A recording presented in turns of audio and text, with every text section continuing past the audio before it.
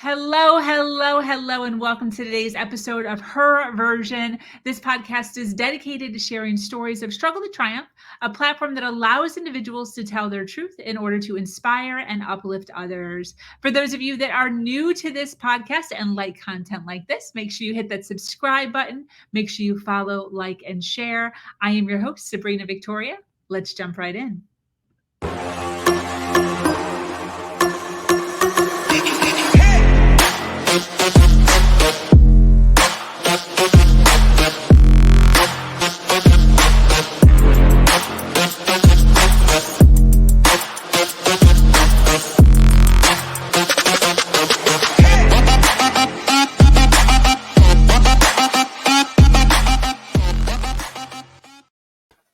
Sometimes I don't realize how loud my audio is, and then it's just blasting like I'm in a nightclub or something. Yeah. Thank you so much for joining us today for this episode of Her Version. I have Oksana with me today. The Her Version platform is built on storytelling and the understanding that many times our greatest learning experiences come from listening to other people's stories. Today, I have this amazing woman with me today.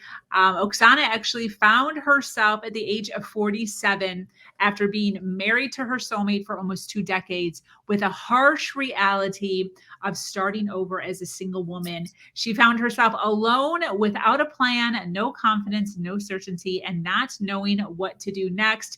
Years later, she is now dedicated her life to helping ambitious women attract high-value men, capture their attention, and create amazing, soul-fulfilled relationships by becoming magnetic to their dreams and desires. We are excited to learn more about Oksana's journey and where all this confidence comes from. Welcome, lady. Instead of hiding, you are highlighting your greatness. If you show up with a great attitude, if you see good in people, if you see, life as, everything, a glass half full rather than half empty, right? And this is how as I was shifting my mindset around a lot of things, I shifted my mindset around dating.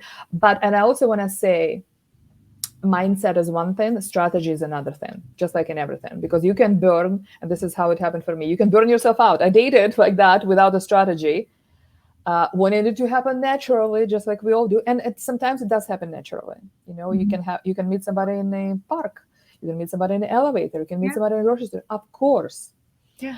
To increase our odds, we need to show up with intention, right? We need to have a strategy, right? If you put yourself out there, you don't want to go for a year and a half or 5 years or whatever, just, staying on the up, because that's a lot of people this is where people meet these days. Majority, probably over 90% people meet. I love that you're saying this, because I loved the dating apps. Yeah.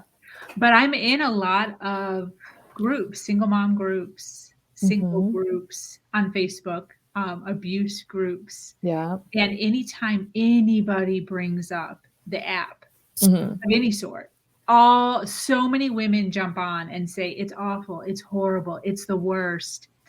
And I always jump in and to whoever's posting, whoever's asking. And I always say, don't give up, girl. I freaking loved the apps. Yeah. And I had guys lie to me, and I had guys say that they were taller than they were, had more hair than they were thinner than they actually were. But like, I say exactly what you said. I showed up with the intention of having fun, having a good time, no expectation. And instead of sitting in the lull of, oh, they did this wrong and they did this is not, and la la la, I just ignored all of that, and I just had the best time.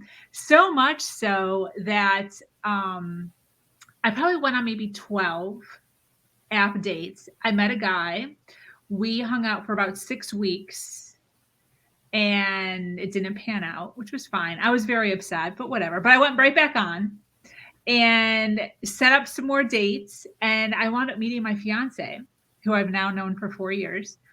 But I internally sometimes, I don't know if I've said this to him or not, and he might even be listening, but I sometimes am like, I was having so much fun that I just could have kept doing that for like a little bit longer. Because see, this is the shift of the energy I was talking about. As soon as you shift your energy, people notice that. I started, my commitment was because, and again, I came there because out of pain, because the part of my dating, like, my life was shaping up really, really nice, but the dating was feeling miserable. Because I was attached to the outcome. I was, feeling bad about myself. I had all these expectations, right? When I committed to just have fun, I started having fun. For me, if I would go on a date, it was no longer up to him to impress me. I was bringing fun, and I was taken away with me too. I was like, I knew I was going to enjoy my date because I'm going to be there. And I'm going to make sure it's going to be a fun date, right? Yes. And the other shift I made, and I think that's a big one too, because I feel like this humanness has been taken out of this online dating. My intention is not to figure out, if he's the one, does he like me, or all of those things, right? Or what kind of job he has, or where does he live? Everybody's so bored with that, right? But my intention, I put it to be, get to know him as a human being. Just see a human in him. And connect to that person that is sitting, in front of me, because he's just like myself, took time out of his day to take me out for dinner or lunch or whatever that is, right? To get to know me. So instead of sitting there and judging and prejudging him, I was connecting to him on the human level. And our conversation has shifted. All this time, I wasn't talking about how many children do you want to have, or where do you want to retire, all of that boring stuff that does not create attraction whatsoever, right? I started talking about things that I'm passionate about, the life that I lived. And at that time, I was involved in, I just got into, one of the network marketing things because it was just fun. Like they were talking about epigenetics and, changing your, genes and getting all this vitality and all of those things. And I was because I needed that. So I got it for myself. I needed vitality. I needed to go through that rebirth. And I was just learning all these things. And I started, getting involved with, Joe Dispenza's things, becoming supernatural and all that stuff. I learned the things. I just started talking about things that were really excited me. And when I was talking about that, I light up, I would lit up, right? And because I would lit up, they wouldn't feel scared or something. They were interested. They were like, oh, they would jaw drop, right? First of all, they were all buying my stuff from me. Not that I was selling, but because I was in love with that, I was sharing myself with, right? 100%. And they all thought that, I was very interested because I wasn't talking about boring stuff anymore. Definitely. So that's how energy can change, right? And there is energy. There's two things that I teach too. By the way, you mentioned about the online dating. I see these things all the time too. I have this incredible course coming, I'm launching, that is going to set you up for the online, like a pro. Because see, with online, there's plenty of fish in the sea, but the reality is only 5% of online daters that are really successful. They're getting creme de la creme, pick of the litter, and everything else, men and women. So how do you, the goal is to get to be one of the 5% and to attract the other one, and to make that connection instead of complaining about this, instead of, by complaining, we're not going to change reality. Mm-hmm. By learning how to position yourself, by learning how to communicate, by learning how to scan, screen your matches, right? How to define all your dates? Yeah, on the apps. By the way, which app is better? People always ask, which app? Which app should I go on? It doesn't matter. It doesn't. If you show up, for those of you who are looking to get positioned, whether you're starting over or been dating forever without success, my course, Reach Out Somehow, it will be very, very affordable, and it will be mind-blowing because we add the strategy. It's one thing to just go there and be all natural. And my question is, how's it working for you? Not very good for a lot of people. Didn't work for me. For a year and a half, I was burning myself out with this, part-time job, dreadful part-time job of dating that didn't pay off. It was providing draining. It was draining. So when I shifted, when I learned a few strategies, when I applied, that's where things started to shift. So, and which they, people think that, oh, I just need to find that special app that that has been hidden from me all these years and to go on there. And the reality is it's not. There is plenty of people wherever you live, unless you live in like a town with like, I don't know, 100 people and half of them are your relatives. That's probably not a good place to like, but you don't need to move. You don't need to go anywhere. If your city is decent size, there is plenty of people. You need to show up. Yeah. You need to show up. You need to position. A lot of people just waste the up real estate, I call it, right? On something. And here's the thing. Here's about intention. If you say finding a life partner is important to you, then act like one. Like act like it is important. Invest into it. Invest into the knowledge. Invest into understanding. Invest into help. The reason it worked for me, here's the one thing I want to say. The reason it worked for me, not just because it's some sort of miracle, because I showed up for it. I got into everything. I bought every course that I could get. I hired the coach because that was important to me. And I showed up in correlation with my intention, right? Yeah. I didn't just meditate a guy into my living room or on the front door, although I did a lot of meditations and I did a lot of energy work and I did a lot of visualizations and all of those things. And I teach those manifesting, things into our world, right? But the strategy is important. Otherwise, you can spend a lot of time on burning yourself out. So the app that actually where I met my partner, we went together, we just celebrated 5 years together. Do you want to take a guess, Sabrina, where I met?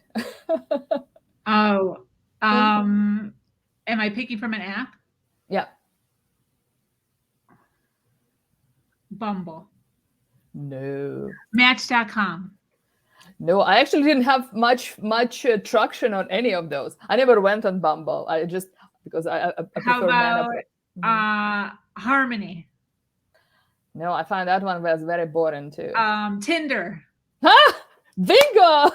Are you serious? I am so serious. And this is why I believe that it doesn't matter. And I know, not only that I know many other women, quality, successful, wonderful women who met terrific men.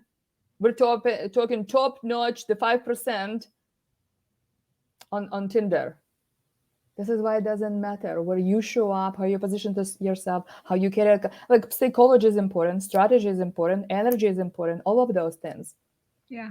So out of all apps, it's funny story with Tinder too, because like I did not know like what's Tinder. It's like just another app, right? I thought at that time when I kind of, and it was easy to create profile by clicking, right?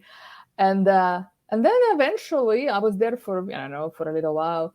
And then I kind of Googled it and it showed up and it says Tinder, a hookup app. I'm like, oh my God, this is a hookup? I didn't even know. Like, I didn't even had that perception, you know what I mean? Until like later, like really, it's how you position yourself. That's all that matters. How you set your boundary. That's all that matters. Yeah. Men know how to respond. Men know how to test, right? And be prepared for that. Right. And that's when the confidence comes in. That's where you really need to start really getting yourself rooted into your core beliefs, right? Getting so connected to your own certainty about who you are. What is your baseline? What do you tolerate? What you don't tolerate? And you show up like that. And you don't need, because often women, when I talk to, they would say, they have difficulties to set boundaries. And they think that they need to yell or kind of show up a certain way to set a boundary. And the thing is, you really don't. I set my boundaries with smile. And I back it up with actions because, it's not just what you say. It's what you do that people pay attention to, right? So it's very important. And it's the same way we judge men too. It's not only just what he says, but what he says, does it match to his actions, right? So we always need to pay attention to that. So, but yeah, interesting that you can find things anywhere if you know how to position you. If you know, like I'm gonna say, with confidence and with certainty that to have success, you need in online dating these days, you need to have a level of sophistication of knowing how, like you see, everything works if you know how to make it work. Just like we were talking, you and I, before our live stream, and how do you work this StreamYard? Yeah, terrific software, right? I've never used it. I'm like, oh my gosh, I don't know how to do it. And you're like a pro in that, right? Because you've done it so many times. I'll be like poking around, figuring it out, right? It would take me all day to set it up. To you, just like that. So we developed that by doing things. Don't wait for confidence to come to you. That imposter syndrome, this, something didn't work. Ask yourself, why didn't it work? What can I do differently? But I always like to look at things, it's not just something didn't work. Everything is in life is a lesson, right? If we choose to see that way. Otherwise, we're going to continue learning that lesson until it hits us really hard in the face. That's how we get our lessons. But if we look at things that happen to us, right? And it could be a narcissistic relation, an abusive relation, could be, could be terrible relationship with your parents, right? Could be anything, a boss. Like, what can it, or a relationship, romantic relationship, right? What can I learn from that, right? What can I learn from that? All these challenges are really, and I look at it from a spiritual perspective too. Those are the gifts. We can take a look at them. This is the gift that I can choose to see this way, that an opportunity for me to grow, an opportunity for me to learn about myself.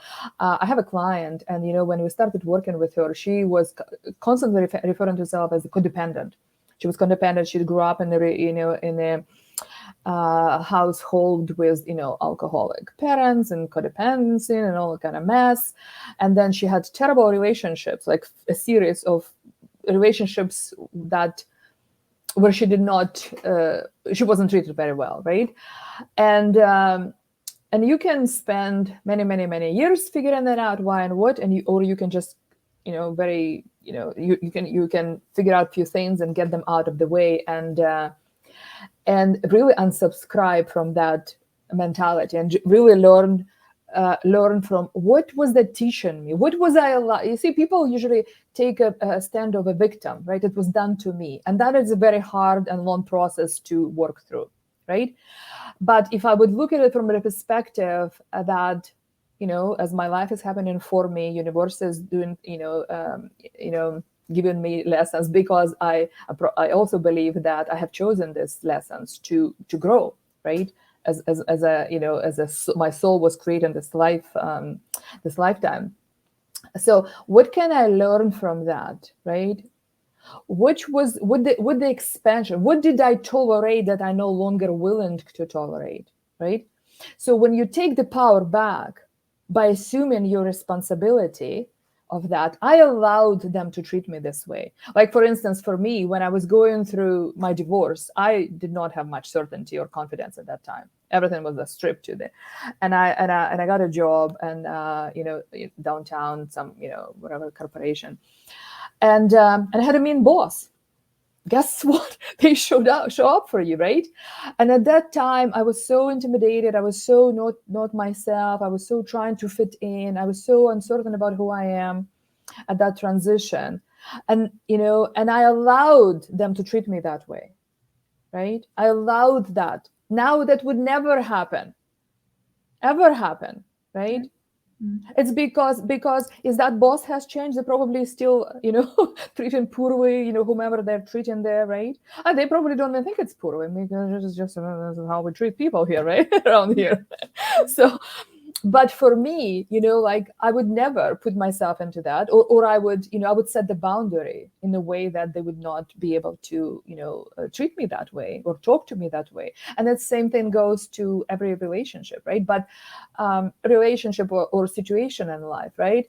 When we go back and look at every situation that we don't, we feel like was a challenge, right? And we can look at it, including dating, including relationships, right?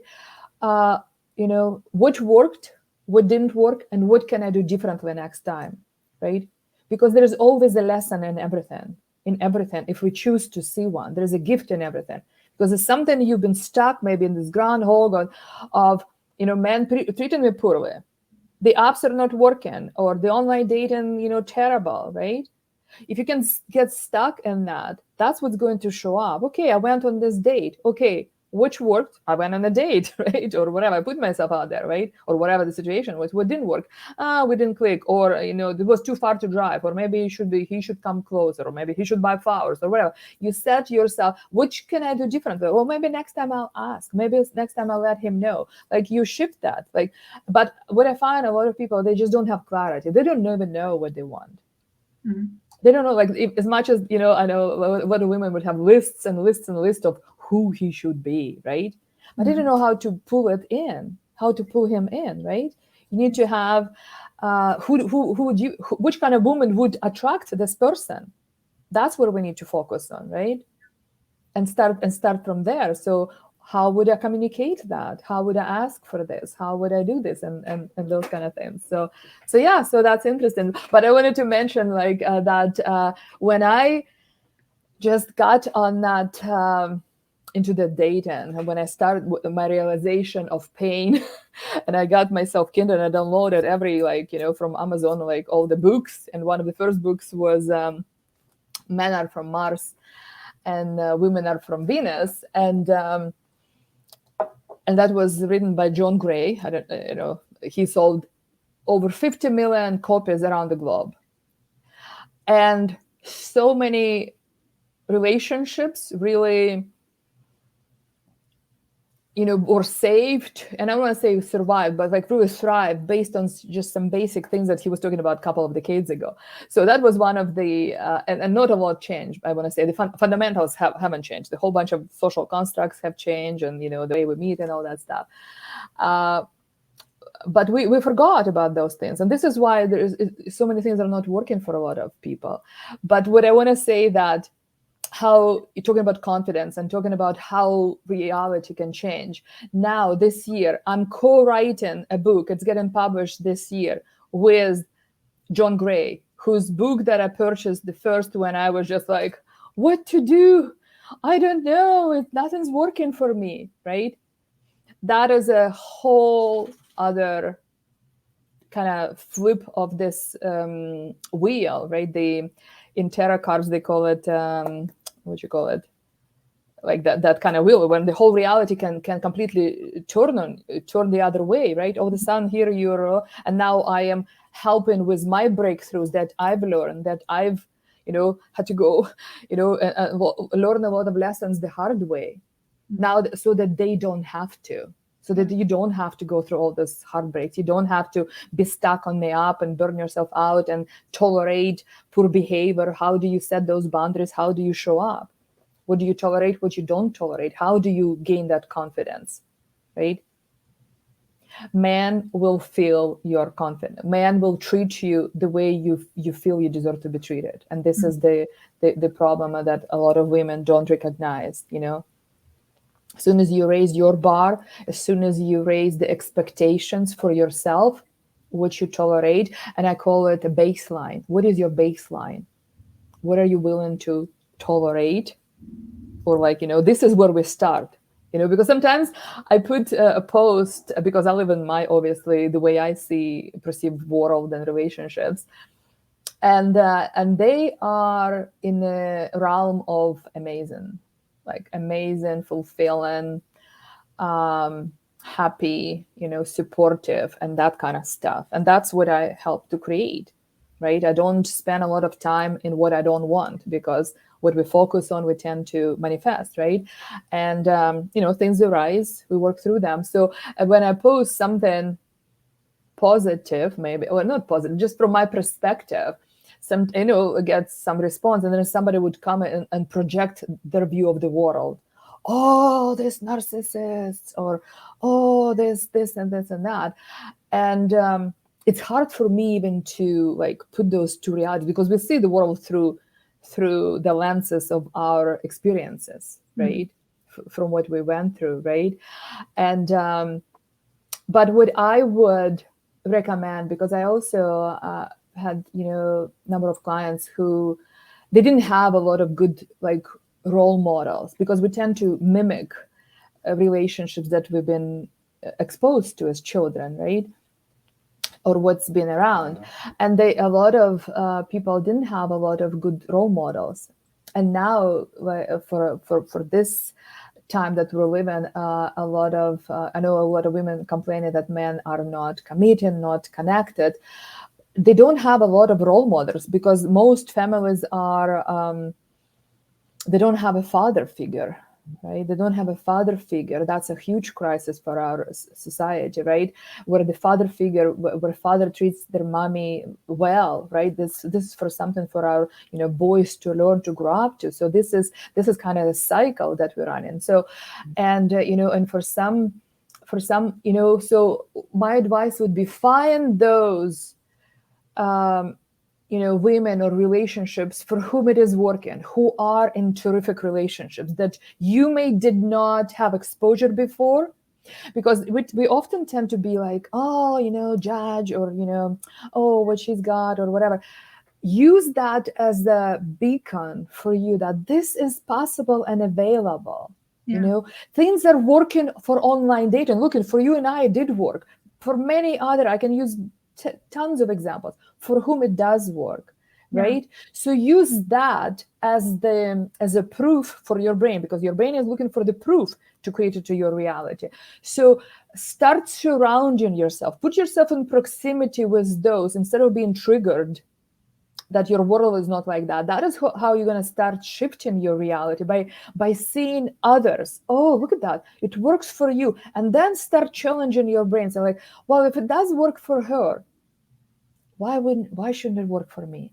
Yeah. There is a possibility that it also can work for me. All you need to do is now figure out, what is she doing? How is she doing it? What is that she's doing or not doing? There is another thing, because you might be tolerating too much in your life. You might be allowing too much. You might be a people pleaser, right? Yeah. So maybe you should be pulling back a little bit. But all of a sudden, you have to start learning how to set boundaries. That's uncomfortable because a lot of people are not going to like it, and a lot of them going to leave, and probably it's a good thing, right? But we need to be prepared for that shift. 100%.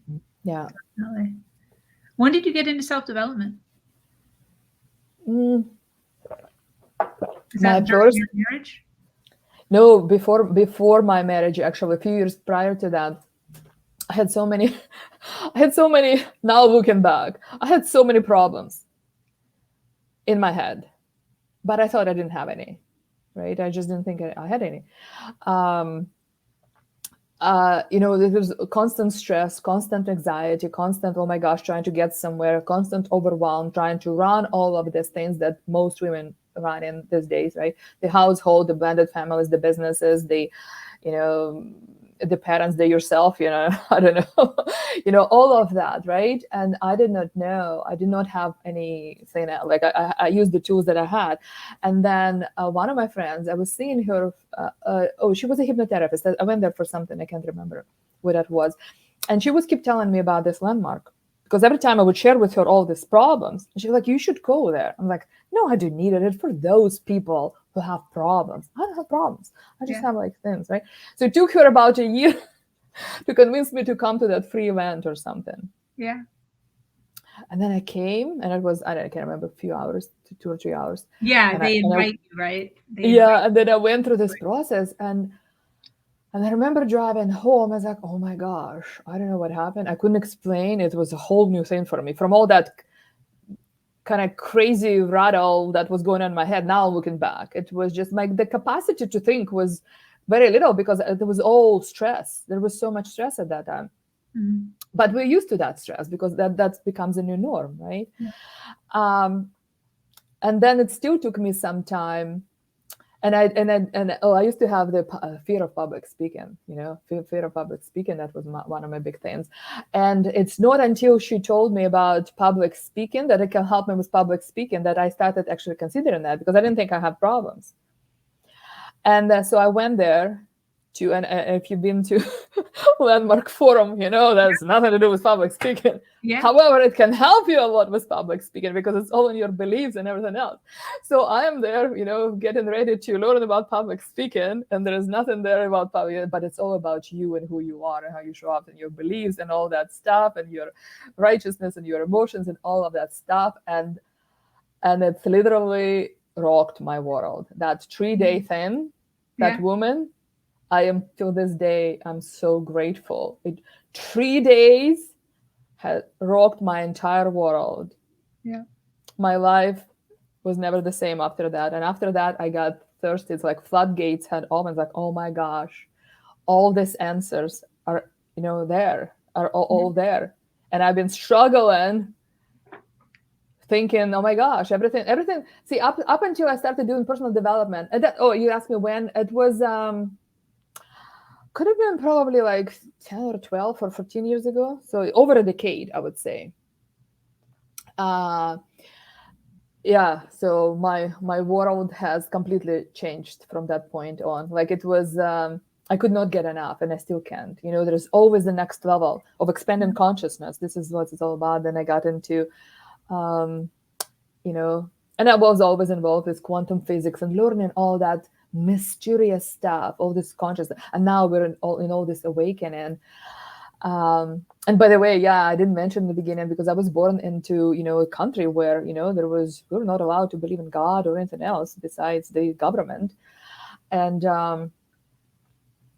I didn't have the grounding for most of the years, most of my life. So going through my divorce, it's actually the pain connected me to my higher self, I realized that I was never disconnected.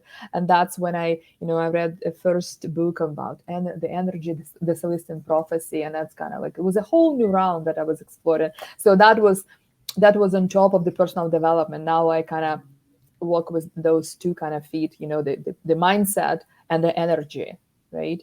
Because the mindset, the actions, the strategy are very necessary, but the energy it makes all the difference, really, because you can do and you probably can tell that too, like even in business or relationship, you might be doing all the right things, taking all the right steps, and this for this person is happening, for this person is not happening.